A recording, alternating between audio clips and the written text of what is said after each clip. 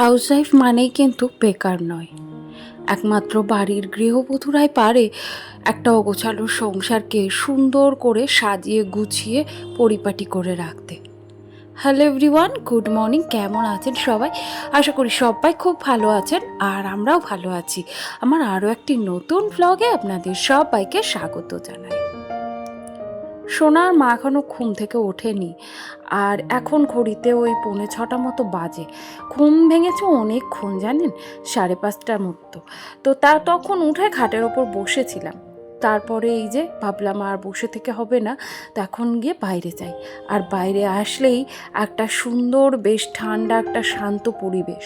আর এই পরিবেশে বসে থাকতে থাকতে মনে হয় যেন বসেই থাকি। তো যাই হোক, এখন সকালবেলায় সমস্ত ঘরের জানলা দরজাগুলো একটু খুলে হাওয়া বাতাস ঢুকতে দেবো। কারণ যতক্ষণ না বাইরের থেকে একদম ঠান্ডা হাওয়াটা ঘরে না আসে বা রোদ্দুরটা না আসে, ততক্ষণ যেন ঘরের মধ্যেকার একটা বদ্ধ পরিবেশ যেন ঘরের মধ্যেই থেকে যায়। যেন মনে হয় যে ঘরটাও নিঃশ্বাস নিতে পারছে না, তার সাথে আমরা তো রয়েইছি। সকালবেলাকার এই পরিবেশটা আমার ভীষণ ভালো লাগে। চারপাশটা একদম ঠান্ডা নিস্তব্ধ একটা পরিবেশ, যেখানে কাজ করেও শান্তি এবং কাজ করতেও ভালো লাগে। এই ঘরটা এমনিতে গোছানোই থাকে, শুধু সোনা মাঝে মধ্যে রাত্রিবেলায় পড়ে। তো গতকালকে রাত্রিরে অনেকটা রাত করেই শোয়া হয়েছিল, তো তার জন্যে আমি যখন শুলো তারপরেই কিন্তু আমি খাটটা ঝেড়ে রেখেছি। তবুও সকালবেলায় উঠে একেবারে বাসি বিছানায় একটুখানি ঝাঁটা দিয়ে ঝেড়ে নিলাম।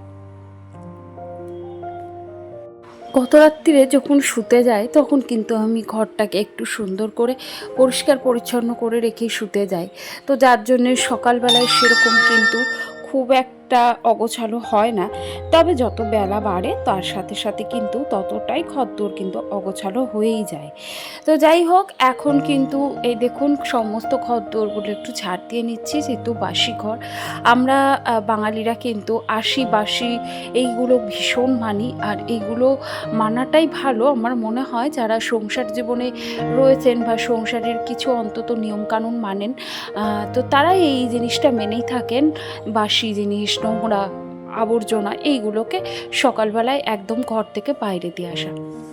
সারাদিনে ওই ডাস্টবিনেতে যত নোংরা জমে, সকালবেলায় চেষ্টা করি ঝাড়টা দিয়ে একবারে নোংরাটা ফেলে ডাস্টবিনটা পরিষ্কার করে ধুয়ে রাখতে।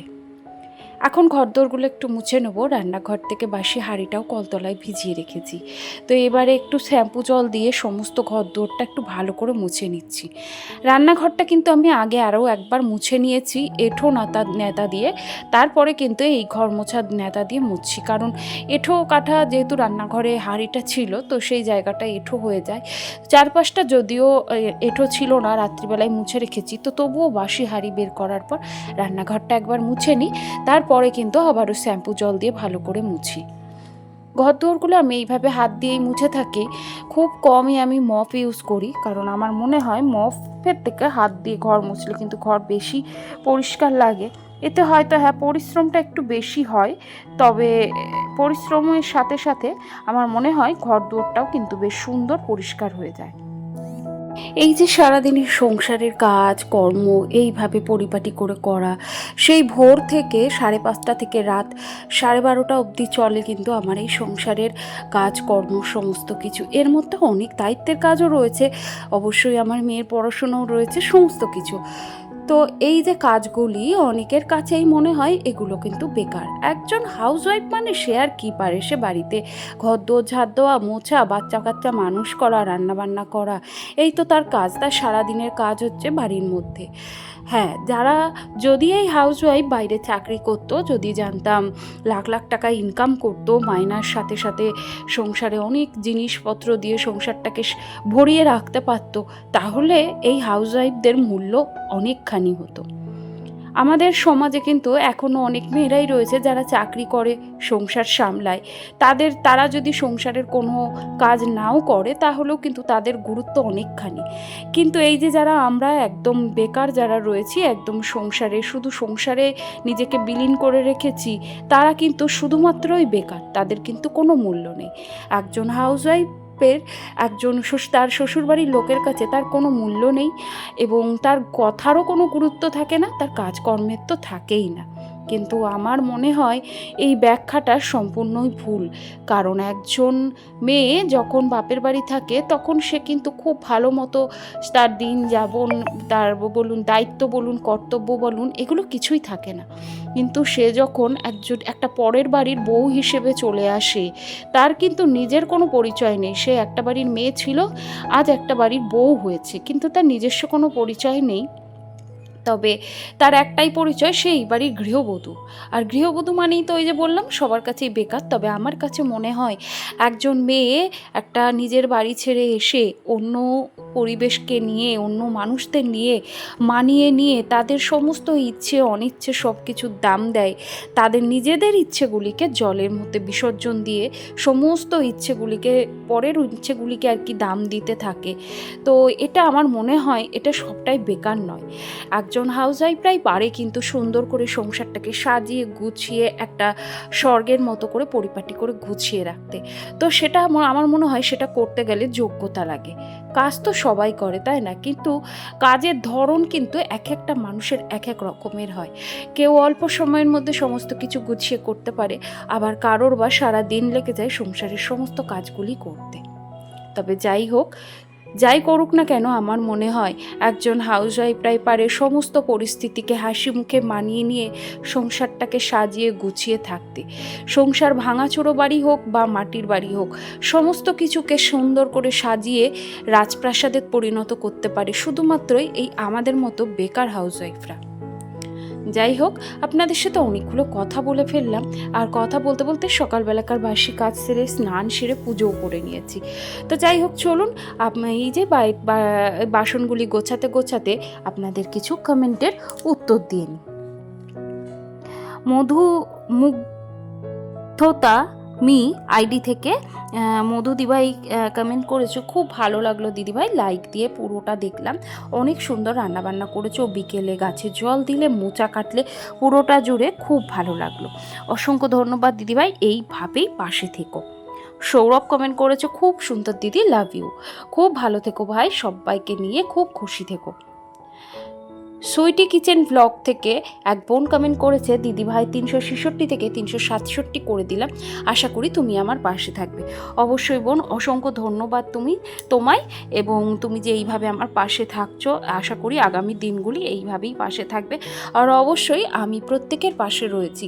অবশ্যই আমরা একে অপরের পাশে যদি না দাঁড়াই তাহলে আমরা কেউই কিন্তু সামনের দিকে এগিয়ে যেতে পারবো না।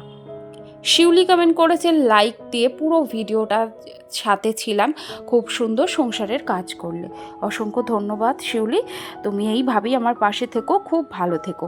করুণাবালা আইডি থেকে দিদিভাই কমেন্ট করেছে, অনেক সুন্দর হয়েছে দিদিভাই ভিডিওটা, আজও দেখে নিলাম, আজও তুমি কমেন্ট করে আমার নামটা উল্লেখ করলে। আর তোমার যে চায়ের কাপগুলো একদম সেম কাপ আমারও আছে দিদিভাই, খুব সুন্দর হয়েছে ভিডিওটা। অসংখ্য ধন্যবাদ দিদিভাই, খুব ভালো থেকো। আর হ্যাঁ গো, এই কাপ এখন প্রায় অনেকের বাড়িতেই, তো আমিও এগুলো শখবশতই কিনেছিলাম। আর কি বলতো, আমি যখনই কোথাও যাই মেলায় বা কোনো দোকানে বা বাইরে কিছু কিনতে, নিজের জিনিস কিনি না কিনি, সংসারের এই ছোটোখাটো জিনিস, কাপ, তারপরে কন্টেনার, তারপরে অনেক ছোটোখাটো আরও অনেক জিনিস রয়েছে যেগুলি সংসারের আমার প্রয়োজনীয়, সেইগুলি কিন্তু আমি কিনে থাকি। অসংখ্য ধন্যবাদ দিদিভাই, খুব ভালো থেকো। শ্রাবণী ঘোষ দাস আইডি থেকে বোন কমেন্ট করেছে, চাল কুমড়ো, ডাল, চচ্চড়ি সব খুব তরকারি খুব ভালো হয়েছে। অসংখ্য ধন্যবাদ বোন, তুমি এইভাবেই পাশে থেকো, খুব ভালো থেকো, সুস্থ থেকো। কবিতা কথা আইডি থেকে দিদিভাই কমেন্ট করেছে, ঠিক বলেছো, মোচা কেটে হলুদ দিলে কালো হয় না। তোমার স্কিন কেয়ার দেখলাম, মেয়েকে পড়ানো খুব ভালো লাগলো। থ্যাংক ইউ দিভাই, খুব ভালো থেকো। জেপি ব্লগ ভাইবস থেকে বোন কমেন্ট করেছে, খুব ভালো লাগলো দিদিভাই, তোমার ব্লগগুলো সত্যি খুব সুন্দর। অসংখ্য অসংখ্য ধন্যবাদ বোন, তুমিও খুব ভালো থেকো, সুস্থ থেকো। ডেলি ব্লগ মৌমিতা নিক আইডি থেকে দিদিভাই কমেন্ট করেছে, জানো তো ভাই আমিও একই রকম ভিম লিকুইডের জল দিয়ে এই রকমভাবেই মুছে নিই, আর মোছা কাটার পর আমিও হলুদ দিয়ে রাখি। এক কথায় আজকের ব্লগটি সব দিক দিয়ে খুব সুন্দর। হ্যাঁ গো দিদিভাই, ছোটোখাটো কিছু মোছা ধোয়া করার জন্যে ভিম লিকুইড আর জল দিয়ে মুছলে কিন্তু বেশ সুন্দর মোছাও হয়ে যায়, আর জায়গাটা কিন্তু তেল মুক্ত থাকে। তো যাই হোক দিদিভাই, খুব ভালো লাগলো তোমার কমেন্টটা পড়ে। সোমা গাঙ্গুলি আইডি থেকে দিদিভাই কমেন্ট করেছে, নাইস ভিডিও। থ্যাংক ইউ দিদিভাই, খুব ভালো থেকো।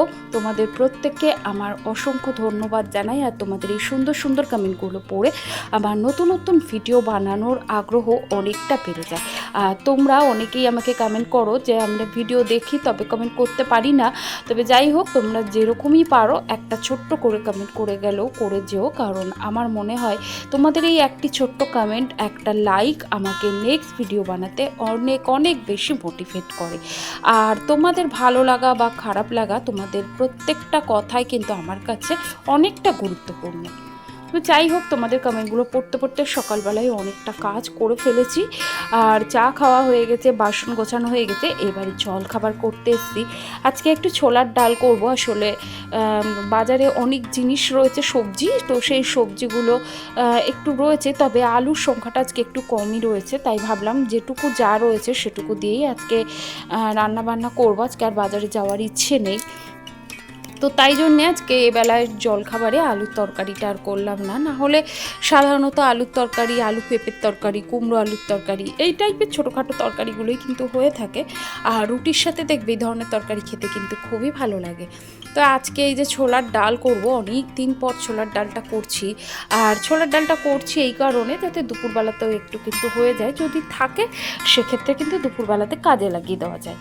তো ডালটা আমি ওদিকে খুব ভালো করে সিদ্ধ করে নিয়েছি, আর তেলের মধ্যে জিরে, শুকনো লঙ্কা, তেজপাতা ফোড়ন দিয়েছি, আর দিয়েছিলাম একটা টমেটো, আর সাথে দিয়েছিলাম একটুখানি কাসুরি মেথি।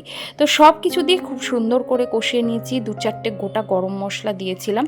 তো সব কিছু দিয়ে ভালো করে ডালটাকে ফোড়ন দিয়ে নিয়েছি, আর এবারে নামানোর আগে একটু চিনিও দিয়ে দিয়েছি, কারণ ছোলার ডালটা একটু মিষ্টি মিষ্টি না হলে ভালো লাগে না। তো যাই হোক, ডালটা বেশ সুন্দর হয়ে ফুটে গেছে, চলো এবারে এটাকে নামিয়ে নিই। ছোলার ডাল দিয়ে রুটি বলো, লুচি বলো, পরোটা বলো, সমস্তটাই ভালো লাগে, ভাতও ভালো লাগে। তবে ছোলার ডালের বিভিন্ন রকম রেসিপি রয়েছে।